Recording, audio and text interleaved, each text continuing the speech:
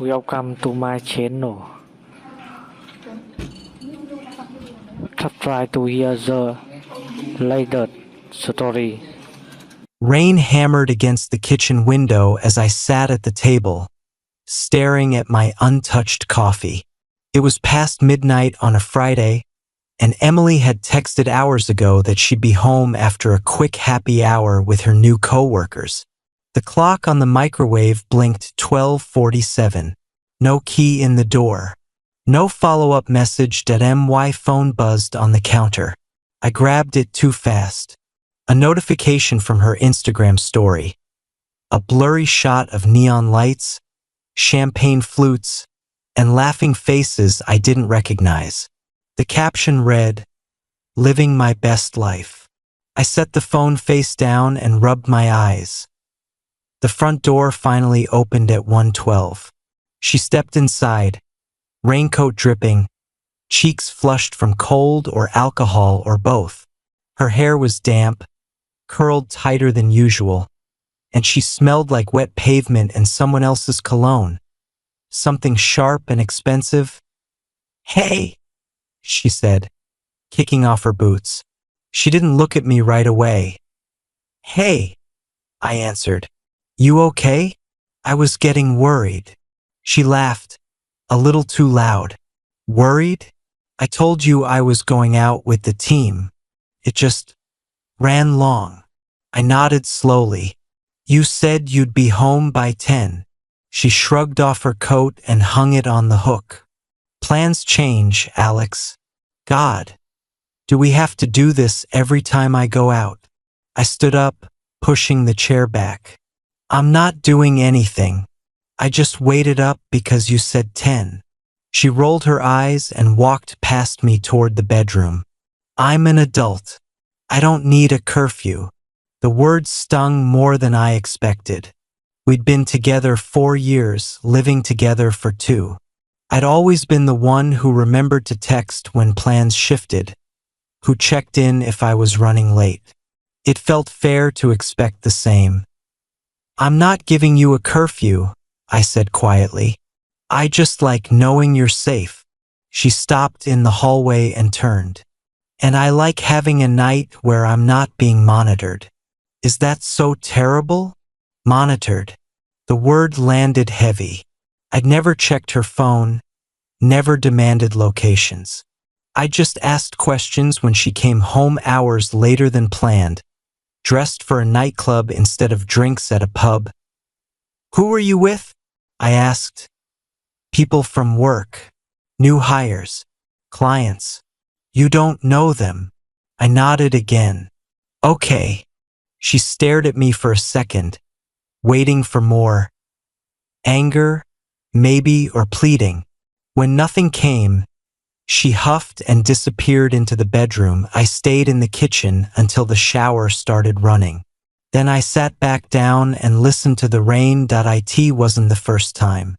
Over the past year, since her promotion to senior project lead, the late nights had become routine.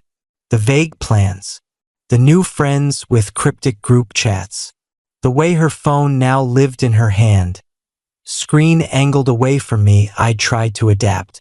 I cooked less elaborate dinners because she rarely made it home in time. I stopped planning weekend trips because she always had work events. I told myself it was temporary. Success came with a social price. I could be patient, but patience has limits.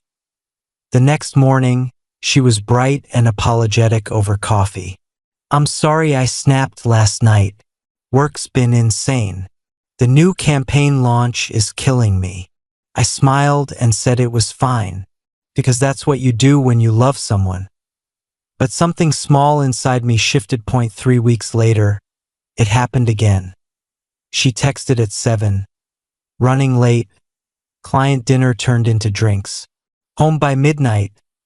I replied, "No worries. Be safe." Midnight came and went.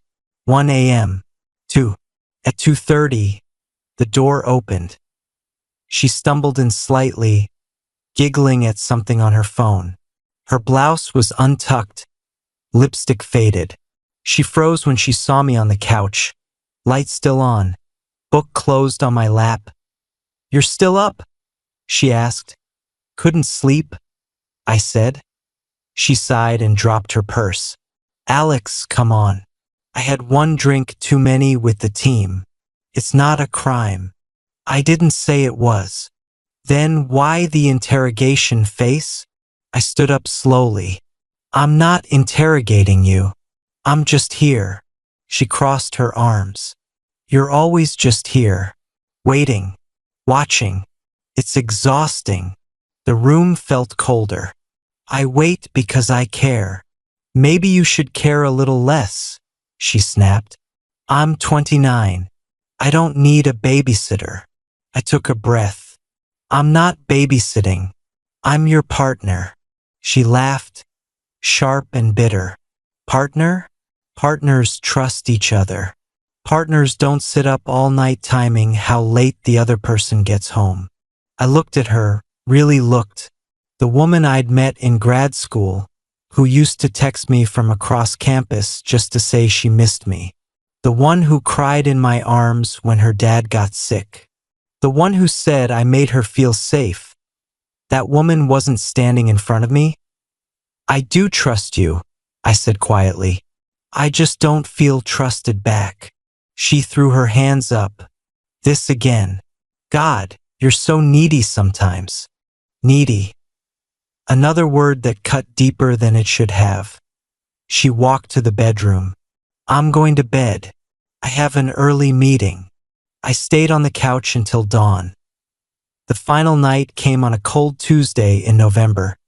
She'd said she was grabbing dinner with Lauren and a few others after a late meeting. Home by 10, maybe 11:11 past. Midnight. 1:at1:20. My phone lit up with a text. "Still out. Things got fun. Don't wait up." I stared at the message for a long time. "Don't wait up." I set the phone down and walked to the window. Rain again. The streetlight reflected in puddles like broken glass. I went to the bedroom and opened the closet. My side was still organized, shirts hung by color, shoes in rows. Hers had spilled over, dresses and heels taking up more space than ever. I pulled out the large duffel bag I'd bought for a hiking trip we never took. Then I started packing. Not everything, just what was mine. Clothes, books, my grandfather's watch, the external hard drive with my photos and writing, my gaming headset, the cast iron skillet I'd seasoned myself. I worked in silence. No music, no rushing, every item placed with care. By 3 a.m., 3 bags and 2 boxes sat by the door. I took a post-it note from the kitchen drawer and wrote, "Gone for good." No explanation required. I stuck it to the fridge, right at eye level. At T4:15, I called my sister, Jenna. "Hey," I whispered when she answered, voice thick with sleep. "I need a place to crash for a few days." She didn't ask questions. "Doors unlocked. Couch is yours." I loaded the car in the dark, rain soaking my hoodie. When the last box was in, I stood in the empty living room for a moment. 4 years of memories lived here. Movie nights on that couch, cooking together on Sundays, falling asleep to her breathing beside me. I turned off the lights and locked the door behind me. The new apartment was a 1-bedroom above a quiet bakery, 15 minutes across town. Jenna helped me carry boxes up the narrow stairs at dawn. "You sure you don't want to talk about it?" she asked as we set the last one down. I shook my head. "Not yet." She hugged me and left. I unpacked slowly over the next days. Books on a small shelf, clothes in a smaller closet, the skillet on a tiny stove. My phone stayed silent at first. Then, on the 3rd day, the calls began. Unknown numbers, voicemails I didn't listen to, texts from Lauren. "What did you do? Emily is destroyed. Call her." I blocked the number. A week later, an email. Subject: "We need to talk, Alex. You can't just disappear like this. We share a lease." There are bills, furniture, things we bought together. This is immature and cruel. I deserve an explanation at the very least. Respond about practical matters. Emily I forwarded the email to our landlord with a short note.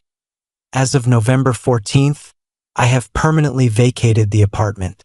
All responsibility for the lease now falls to Emily Carter. Please remove me from all documentation. Attached, signed letter of relinquishment that I logged out of the shared bill accounts. Changed passwords on everything we'd ever linked. Her reply came fast. You can't do this. We need to discuss. This isn't fair. I didn't respond. The voicemail came 2 weeks later, from a number I didn't recognize. Her voice was shaky, raw. Alex? It's me. Please pick up. I came home and everything was gone. Your books, your clothes, your stupid skillet. Even the coffee mug I hated. The note. God, that note. I didn't mean it like that. I was angry. I was stressed. The new job. It changed me. Okay? I got caught up in the attention, the nights out, feeling wanted. But it wasn't real. You were real. You are real. Please just tell me where you are. Tell me why you did this.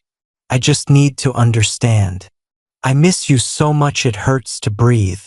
I listened once, then deleted it, blocked the number.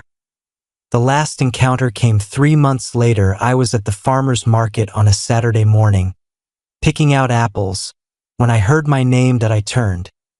She stood 10 feet away, thinner than before, dark circles under her eyes.